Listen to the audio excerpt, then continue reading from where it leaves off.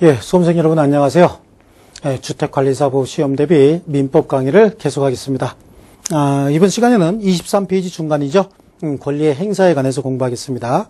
일단은 권리라고 하는 개념은 우리가 알고 있는 추상적인 그대로 알고 계시면 되는 거고요.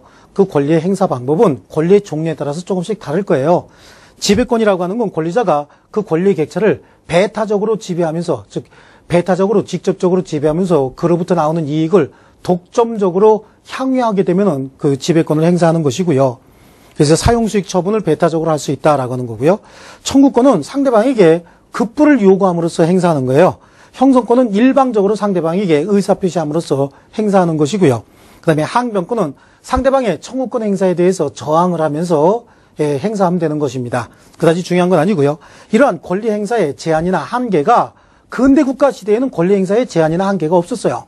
그런데 현대 국가로 들어오면서 공공복리의 개념이 가미가 되면서 권리의 행사, 이것들은 적극적으로 인정을 하기는 하되 공공복리를 해치는 방법으로 권리 행사해서는 안 된다라고 하는 개념이 현대 국가에 들어오면서 생기게 됐습니다. 그래서 권리 행사의 한계다라고 하는 건 공공복리의 기본 개념에 따라서 신의 성실의 원칙과 권리남용 금지의 원칙이다라고 하는 두 가지 원칙이 생기게 되는데 이걸 권리 행사의 한계다라고 얘기를 합니다. 권리 행사의 한계는 두 가지인 거예요. 그래서요, 신의 성실이라고 하는 공공복리의 개념과 그 다음에 권리남용 금지다. 이렇게 두 가지 개념이 나타나기 시작합니다. 이 신의 성실이다라고 하는 건 이렇게 돼 있어요. 권리의 행사와 의무의 이행은, 자, 권리의 행사와 의무의 이행이다라고 하는 거예요. 이거는 신의에 쫓아 성실히 행하여야 한다. 그리고 권리남용 금지는 권리는 남용하지 못한다. 라고 돼 있어요. 이거는 신의에 쫓아 성실히 행하여야 된다라고 돼 있어요. 자, 이게 주로 어디서 발달했는지를 좀 보셔야 됩니다. 자, 권리의 행사와 의무의 이행은 갑과 을이 갑소의 어떤 물건에 대해서 매매 계약을 체결했을 때, 자, 갑도 이 매매 계약에 따른 일정한 권리를 취득하게 되고 의무를 부담하게 되는데 이 물건에 대한 권리를 이전해줄 의무, 또 이 물건에 대한 대금을 청구할 수 있는 대금 청구권이 생겨요. 이때 을도 마찬가지죠. 갑에게 일정한 권리, 즉 물건에 대해서 이전 청구권이 생기고 대금을 지급할 의무가 생긴다고요.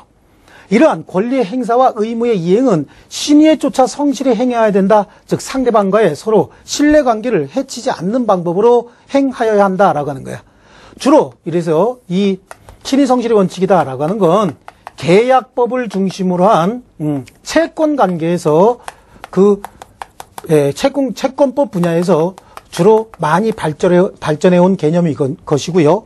권리남용 금지다라고 하는 건 권리는 남용하지 못한다라고 할 때 이 권리는 소유권을 중심으로 해서 자신이 어떤 물건을 소유하고 있다라고 해서 공공복리를 해치는 방법으로 행사할 수는 없다라고 하는 소유권을 중심으로 한 물권법 관계에서 주로 많이 발전해온 이러한 개념인 거예요. 그래서요, 이 신의 성실의 원칙이다라고 하는 거 최초의 로마법에서 그 규정을 하고 있고 프랑스 민법에서 민법의 기본 원리로 도입을 했다가 그 이후에 스위스 민법에서 민법 전체의 기본 원리로 도입을 했어요.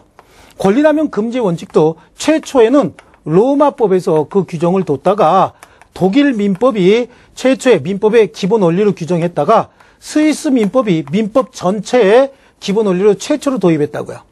그래서 이 스위스 민법의 규정을 우리 민법도 스위스 민법 제2조에 있는 내용을 우리 민법도 제2조에서 2조 1항에 신의 성실의 원칙과 2조 2항에 권리남용 금지의 원칙을 모두 다 채용하고 있는 겁니다. 그래요. 그래서 권리 행사의 한계는 그 밑에 있는 3번, 동그라미 3번을 줄치시면 돼요. 권리를 행사하더라도 신의 성실에 맞게 권리 행사와 의무의 이행이 뒷받침되어야 하고 권리를 행사하거나 의무를 이행하는 과정에 신의 성실의 원칙에 어긋나면 그러한 권리 행사와 의무의 이행은 용인하지 않겠다. 즉 신의 성실의 원칙은 권리 행사의 한계와 역할을 하고 있는 것이다. 그래서